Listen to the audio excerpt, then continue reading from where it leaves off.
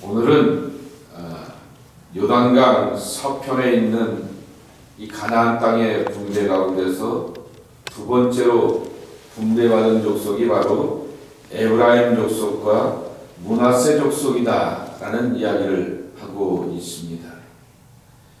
지금 보게 되면은 순서가 다릅니다. 어제 그제 말씀은 유다 지파, 유다 자손을 향하여서 땅에 분배를 하게 되더니 오늘은 에브라임 지파와 므낫세 지파를 향하여서 이렇게 땅에 분배를 하게 되었다라고 하는 것입니다. 엄밀한 의미로 따져보게 되면은 에브라임과 므낫세는 한 지파가 아니라 요셉 지파의 두 아들의 후손이라고 하는 것이죠. 그렇기 때문에 요셉 자손 혹은 요셉 지파의 그 후손들로서 땅을 나눠주게 되는데, 그러니까 12지파의 반이 되는 것이 요셉의 두 아들 므낫세와 에브라임이라고 하는 것입니다. 근데 이 땅의 내용들을 쭉 보게 되면은 이것을 지도로 이렇게 그려가게 돼서 여리고에서 어디 것까지 하면서 이렇게 쭉 올라가면서 그 지도대로 그려보게 되면은 이 가나안 요단강 서편 가나안 땅의 지역의 무려 3분의 1을 차지한다라고 하는 것입니다. 자, 지금 요단강을 동편으로 하여서 이쪽 오른쪽에는 우리가 지도상을 보게 되었을 때 오른쪽에는 이 므낫세 반지파와 갓지파와 루벤 지파가 자리를 잡고 있습니다. 그리고 9지파 가운데서 이쪽에 요단강 서편에 있는 땅을 향하여서 분배를 해야 되는데 노른자리 핵심 지역은 유다지파가 갖고 있습니다. 그래서 나중에 유다지파의 땅에 오게 되면 예루살렘도 들어가고 베들레헴도 들어가고 헤브론도 들어갑니다. 유다지파의 그 예루살렘은 당연히 수도가 되었고 헤브론은 이 다윗이 초기 수도로 삼게 되었던 중요 도시 가운데 하나라고 하는 것입니다. 근데 유다에게도 그렇게 중요 땅을 금싸라기 땅을 주게 되었는데 이번에는 땅의 사이즈와 크기로 보게 되면은 에브라임 지파를 향하여서 이렇게 3분의 1씩이나 나눠줬다라고 하는 거죠. 금방 말씀드렸습니다. 9지파가 정착하는데 3분의 1을 에브라임이 차지하게 되었다라고 하는 것입니다. 에브라임은 요셉의 둘째 아들이라고 하는 것이죠. 그리고 이 요셉의 둘째 아들일 뿐만 아니라 이 창세기 49장 말씀에 보게 되면은 야곱이 마지막 죽기 전에 큰아들과 작은아들을 향해서 축복할 때 손을 스위치하여서 기도하게 되지 않습니까? 그랬더니 아버지였던 요셉이 할아버지였던 이 야곱을 향하여서 아버님 손의 위치가 바뀌었습니다. 스위치하여서 기도합니다. 라고 하면서 오른손을 가지고서 이 에브라임을 축복하고 왼손을 가지고서 장남이었던 므낫세를 축복하려고 하니까 바뀌었다라고 말하게 되지만은 야곱은 하나님의 뜻과 의도를 담아서 손을 스위치하여서 두 자녀를 축복하게 되었다라고 하는 것입니다. 여기서 우리가 이러한 가정들을 보면서 어떠한 형편과 기준을 따라서 이 지파를 나눴을까라고 하는 것이죠. 분명히 족보대로 한다고 하면은 형부터 가야 됩니다. 그럼 유다 지파부터 가는 게 아니라고 하는 것이죠. 루벤서부터 가야 되는 것이죠. 형부터 가는 것도 아니고 유다 지파부터 가게 되었고, 그리고 또한 이 요셉의 후손들에게 먼저 땅을 나눠주게 되었다라고 하는 것입니다. 자기 이익과 유익을 따라서 우선권을 가지게 되면은 서로 불편하게 되는 것이죠. 그런데 하나님의 백성들에게 있어서 우선권을 따질 수 있는 잣대와 기준이 뭐냐라고 하는 거죠. 하나님의 말씀, 하나님의 약속 아니냐라고 하는 것입니다.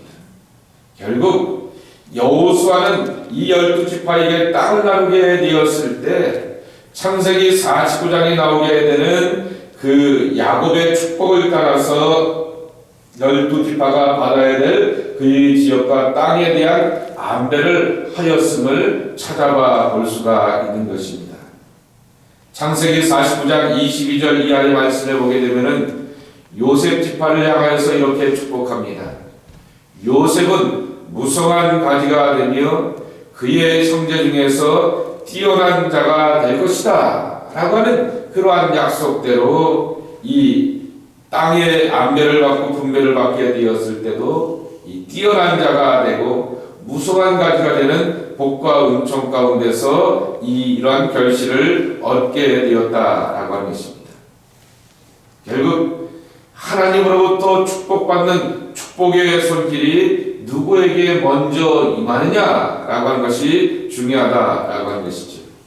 인간의 조건으로 오게 되었을 때는 제일 큰 형님과 그 집안 사람들로부터여야 되는데 이 여호수아가 가나안 땅을 점령하면서 땅의 안배를 할 때 지파대로 골고루 다 나눠주게 되긴 되었지만은 이 야곱에게 주게 되었던 약속의 말씀을 따라서 나눠주게 되었다라고 하는 것이죠. 하나님의 축복의 손길이 임하게 되는 하나님의 주권적인 은혜라고 하는 것입니다.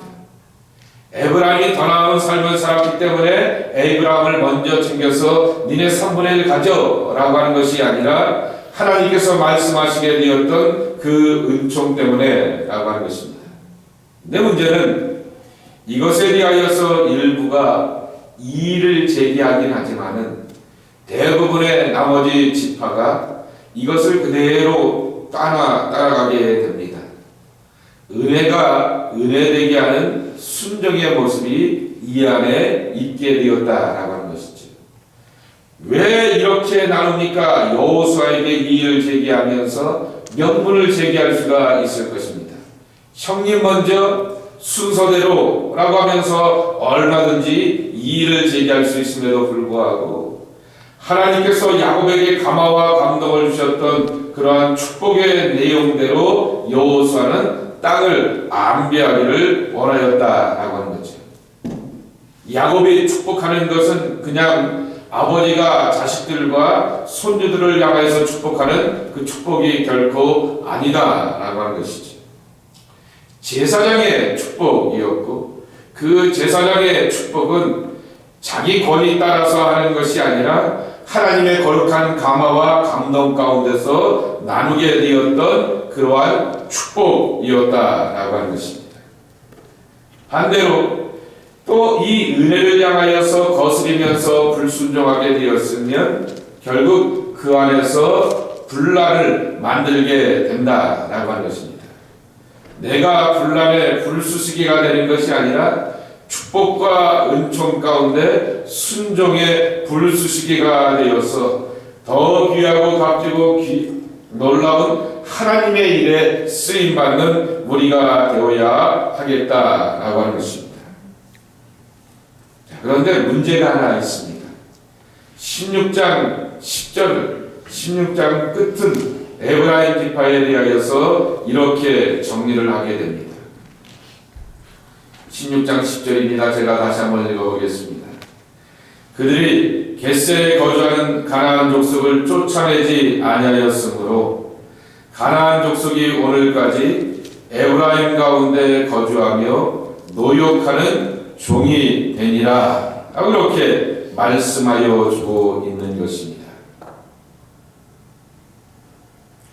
가나안 족속을 쫓아내지 않았다라고 하는 것입니다.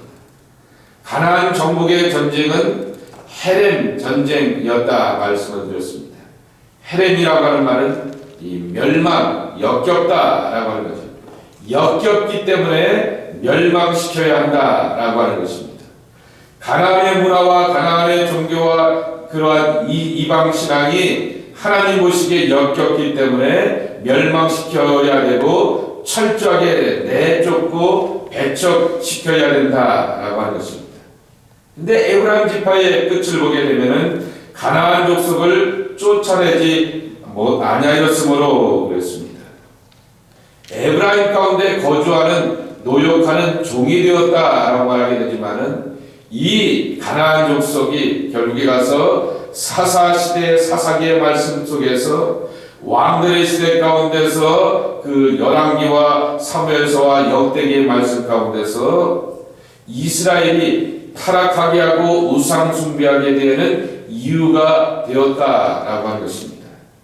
철저함이라고 하는 것이죠. 악은 어떤 모양이 갖고 버리라라고 말씀하여 주시면서 어떠한 시험과 유혹거리 앞에서 철두철미하게 하나님 잡고 붙들고 의지할 것을 우리에게 말씀하여 주셨는데 이것에 대하여서 실패하게 되니까 결국에 훗날에 가서는 찌르는 가시가 되었고 또한 하나님 앞에서 범죄하고 타락하게 되는 씨앗이 되게 되었다라고 하는 것입니다. 우리가 여기서 얻는 교훈이 하나 있는 것입니다. 하나님이 우리에게 약속하신 것에 대한 축복이 있다라고 하면은 그 축복을 이루고 지켜가기 위하여서 분명히 하나님은 단서와 조건을 달아갈 것이다 라고 하는 것입니다. 가나안은 내쫓아라고 하는 거죠. 왜 하나님이 가나안은 다 내쫓으라 이렇게 말씀하셨는가 라고 하는 거죠. 무자비한 하나님이 아니라고 하는 것이지. 이스라엘 백성들이 철두철미하게 하나님의 말씀과 은혜 안에서 살고 다른 신과 다른 문화 앞에 마음 빼앗기기를 원치 않으셨다라고 하는 것입니다. 우리의 신앙생활이 혹 그런 모습은 아닐까라고 하는 것이지. 에브라임처럼 하나님의 축복의 손길 가운데서 내게 은혜와 복을 허락하여 주셨는데 이 은혜와 복을 향하여서 인간적인 안일함과 나태함 가운데서 내뺏기는 그러한 사람이 되어서는 아니 되겠다라고 하는 것이지. 철두철미하게 하나님 말씀 붙들면서 은혜 아래 살아가는 우리가 되어야 하겠다라고 하겠습니다. 이 은혜를 누려가는 여러분 모두가 되기를 주님의 이름으로 간절히 축복합니다. 하나님 아버지 감사합니다. 오늘도 하나님 앞에 나와 예비하며 기도하며 구하는 당신의 사람들 믿음으로 함께해 주시옵시고 은혜 안에 붙들어 주시옵소서. 철두철미하게 하나님 앞에 순종하며 나가는 귀한 모습 되게 하여 주시옵소서. 예수님의 이름으로 기도 올려옵나이다. 아멘.